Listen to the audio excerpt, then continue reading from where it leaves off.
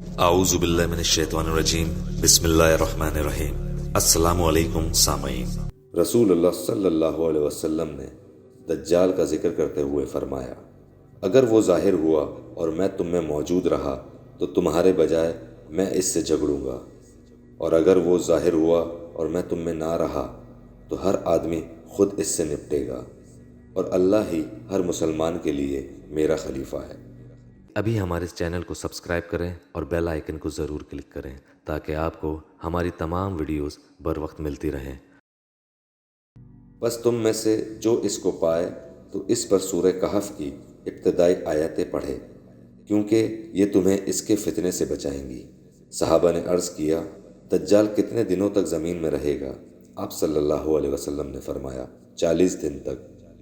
اس کا ایک دن 1 سال کے برابر ہوگا، اور ایک دن 1 مہینے کے برابر ہوگا، اور ایک دن 1 ہفتے کے برابر ہوگا، اور باقی دن تمہارے دنوں کی طرح ہوں گے۔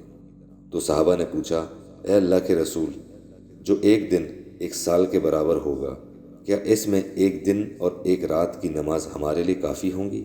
آپ صلی اللہ علیہ وسلم نے فرمایا، نہیں، تم اس دن اندازہ کر لینا اور اسی کے حساب سے نمازیں عطا کرنا۔ پھر عیسیٰ بن مریم علیہ السلام دمشق کے مشرق میں سفید مینار کے پاس اتریں گے اور دجال کو باب لد کے قریب پائیں گے اور اسے وہیں قتل کریں گے۔